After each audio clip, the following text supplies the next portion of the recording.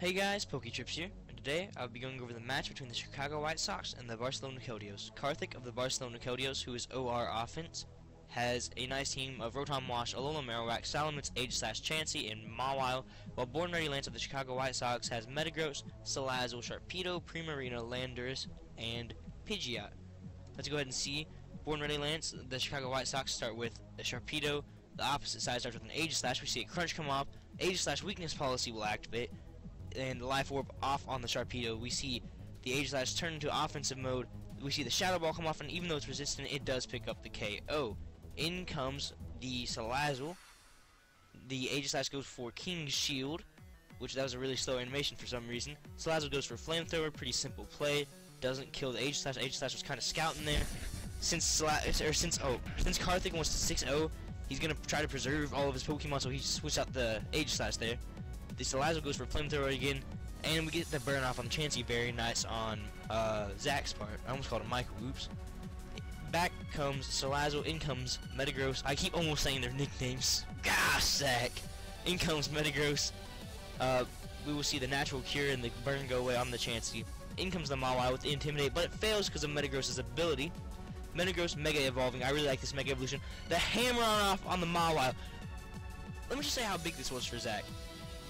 The Hammer Arm, obviously he was going for the Hammer Arm on the Mawile, or on the Chansey, but the Hammer Arm off on the Mawile completely changed the game. One Sucker Punch can't kill this Metagross. One Sucker Punch can't. It's impossible. So Karthik was really hoping probably to get the Swords Dance off, and then a Sucker Punch, so it would have definitely killed the Metagross. But because the Metagross went for a move such as Hammer Arm that did over half health to the Mawile, it put Karthik in a really tough situation. And now Karthik has to decide whether to go for the Sucker Punch, hope for a crit, or to switch out and preserve the Mawile KD. And as you'll see here, he switches out and preserves the Mawile's KD. In comes Rotom Wash. The Hammer Arm off on the Rotom Wash. Zach's still expecting it. Now here is where the match gets crazy.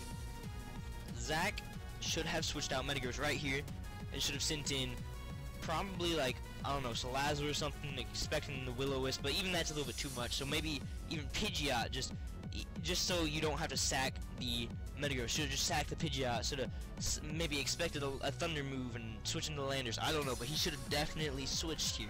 But instead, he decided to stay in, and we will see how that bites him in the butt. He goes for a Bullet Punch, hoping that would kill, but it does not even come close. The Will-O-Wisp comes off on the Metagross. Metagross was Zach's win condition. Now that it is burned, its attack is cut in half, really hurting Zach. And now the Reflect is up on the other side of the field. There's no way that this is getting through to the Rotom Wash, the Zen Headbutt. Absolutely no way. The Hydro Pump comes off. It does about 39% to the Metagross. Metagross missing a Zen Headbutt. At this point, I'm like, what are you doing, Zach? You need to get that Metagross out of there quick as possible. Goes for another Bullet Punch. Does 1%, one pitiful percent. We see the Volt Switch, and the Metagross has 17%. In comes the Salamence. We see the Intimidate come off. And now, for whatever reason, Zach decides to switch out Metagross. Now, before Zach's Metagross got burned and he didn't switch it out, like even when it got burned, I can understand him leaving it in to get burned. Like maybe he didn't expect the Will-O-Wisp for whatever reason. I don't know. It's alright. He leaves it in, it gets burned, it's whatever. Then you should switch it out and preserve it for later because it still checks the Mawile if it has EQ.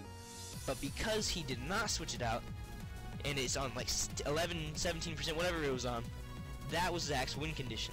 Because the Metagross goes down, Zach goes down with the Metagross. We see the Primarina come in, the EQ off on the Primarina. That's just going to be a sack on the Primarina. Primarina goes down to the EQ. We will see the Reflect wear off on the opposing side. In comes Landorus, the Intimidate coming off on the side. That Salamence getting a taste of its own medicine. Karthik, realizing that Salamence won't be very useful, switches into Rotom. And the Stone Edge on the Rotom. Now this was actually pretty good on Zach's part. Zach could have just stayed in, Stone Edged again. Karthik could have hoped for a miss. We see Zach go for the EQ. I guess he didn't know that Rotom, or he forgot that Rotom had Levitate. So there was kind of a Landorus sack, not the best play. If Karthik if Joe, why am I saying everybody's name but Zach's? If Zach wouldn't have went for EQ, then it would have instead went for Stone Edge. It wouldn't have been a 6-0. I just realized that I ruined the ending, but I mean, come on. I mean, it's Karthik. What do you expect? We see the Hammer Arm come off on the Metagross. Still does some decent damage, even though the Metagross is burned. We see the Volt Switch killing the Metagross. That was Zach's win condition. Down goes the Metagross. Down goes Zach's chances of winning. In comes the Chansey, because at this point Karthik realizes that he can just stall. Pidgeot going for return, actually doing some very serious damage to the Chansey. We see the T-Wave come off on the Pidgeot, and that's going to really cripple Zach's chances of winning. Really hurt his chances of winning. In comes Salamence, just destroying Zach's chances of winning even more, making the attack stat go down. We see the Fly come off. Even it gets to the paralysis. The Outrage obviously misses because of the Fly. You get the Fly damage off. It's only 23% because of the Intimidate. We see the leftovers. At this point, it's just over. The Outrage. Pidgeot living on 1 health because it's a freaking tank. Pidgeot flies, and we're just gonna see Zach just pitifully struggle here in the end match. I gotta say, in the beginning game, Zach was really impressing me. Zach went for that hammer arm. Almost, he checked that Mawile. That Mawile, that's Karthik's biggest threat. With that Mawile at 45% HP, Zach, it looked like Zach had the game won. I was sitting there, I was like, oh my goodness, I think Zach has this game won. We see the Salamence kill the Pidgeot and the Salazzle. Let's go ahead and let's switch to the MVP screen while I'm talking about this stuff. Here you will see that the MVP is Salamence. Salamence got 3 kills. It had 0 deaths. It was a huge factor on Karthik's side. The Intimidate really helped it. The Outrage went crazy. Salamence just did it all for Karthik today. It's really, really sad though. The defensive MVP, if I had to give a defensive MVP, it would have been Rotom. Like, if I didn't... this was... how do I explain this? This was a very hard choice for Game MVP. Because I know I usually give Game MVP to the highest killing Pokemon, but Rotom Wash actually put in a lot of work on the defensive end for Karthik. It completely crippled Zach's Metagross, made Zach's win condition completely useless. So I could see why you could argue that Rotom Wash is the game MVP, but in my eyes, Salamence was just a little bit ahead of it, getting 3 kills, doing the dirty work for the Rotom Wash. I could just see either one of them being the game MVP. Once again though, in the beginning game, after the Sharpedo was gone, Zach started impressing. Metagross Hammer Arm onto the Chansey, it would have killed the Chansey. Instead, he got a hit off on the Mawile. That impressed me. That checked the Mawile. That checked the game. Zach pretty much had the game won at that point. But then Rotom Wash came in. Zach still went for Hammer Arm. Still did some really massive damage onto the Rotom Wash, almost 50%. But then Zach stayed in. He got Will-O-Wisp. I understand that. I understand you don't see a Will-O-Wisp coming. Maybe you see a Volt Switch coming. Maybe you see a Thunderbolt coming. I don't know. But you just don't expect the Will-O-Wisp, you stay in. I understand that. Zach stays in. His Metagross is pretty much a cripple at this point. 0.5% attack. And then we see Zach stay in again. Go for Hammer Arm again. It does basically nothing. We see the Reflect come up. Zach still doesn't switch. Zach goes for Bullet Punch or whatever he goes for. At that point, Zach was just struggling. Zach was just like, no, my Metagross isn't burned. The Reflect is not. My Metagross is going to completely destroy you. Then he misses in Headbutt. Zach was basically just struggling. Zach's Metagross just wasn't what it should have been today. Part of that was because it was burned. Part of that was because it didn't get switched out when it was needed to.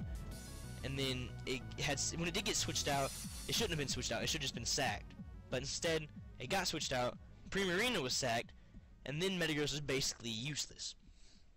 All in all, this showed me a lot about Zach, actually. I really have high hopes for Zach going into, maybe not this season. I think Zach could definitely make the playoffs this season. I don't know if he can make the finals this season. It's possible. It's possible. I can see Zach getting better in the next 11 weeks. I can definitely see it. But I don't know if I can see him making the finals. I can definitely see him making the playoffs, 100%. I can see my voice cracked really bad there. I'm not cutting that out though. I can see him beating those lesser teams like Owen and Trey and Cameron and all those teams that are struggling right now. I can see him beating all those. I can see him coming close with teams like the San Antonio Solars, like Mapu and all them. Arizona Houndooms and what's his team? Michael and the Arizona Houndooms. I can't see Zach competing with the higher up teams right now, like Joseph and Theron, myself and Karthik. I can't see Zach competing for a championship this year, but I can definitely see Zach becoming maybe the most improved coach next year or something. I don't know. Zach, you did pretty good, bud. You just didn't make the right switches. It all comes down to the mind games. This is for all of you out there that just are new to playing Pokemon. Pokemon's all about the mind games. Zach pretty much had the game checked there after he hammered the Mawile. At that point, it was just mind games. It's just, is the Rotom Wash going to use Will-O-Wisp? Is it not? I guess maybe he didn't know it had Will-O-Wisp. Maybe he didn't know about Burn. I don't know, but At that point in time, it's just mind games. You gotta out-mind game your opponent. You gotta make sure you think through everything. And if you think that your win condition is gonna die, take that win condition, stuff it back in the Pokeball, send another Pokemon out. I don't care if it's Sack. You keep that win condition saved for a rainy day. You keep that win condition saved until it is, in fact, your win condition, and you can just go ahead and win with it. I went on a rant there, but anyway, good job to Karthik. Another 6-0. 2 6-0s back-to-back, actually. That's really surprising to me, because I expected maybe 4 6-0s all season. Tops. And Karthik already halfway there on his own, which is absolutely insane to me.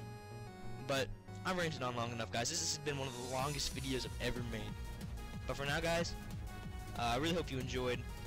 Let me know down below what you think about Zach, and if he's going to get better, if you think he's going to make the playoffs, what do you think he's going to do? But for now, guys, this has been PokeTrips, logging off.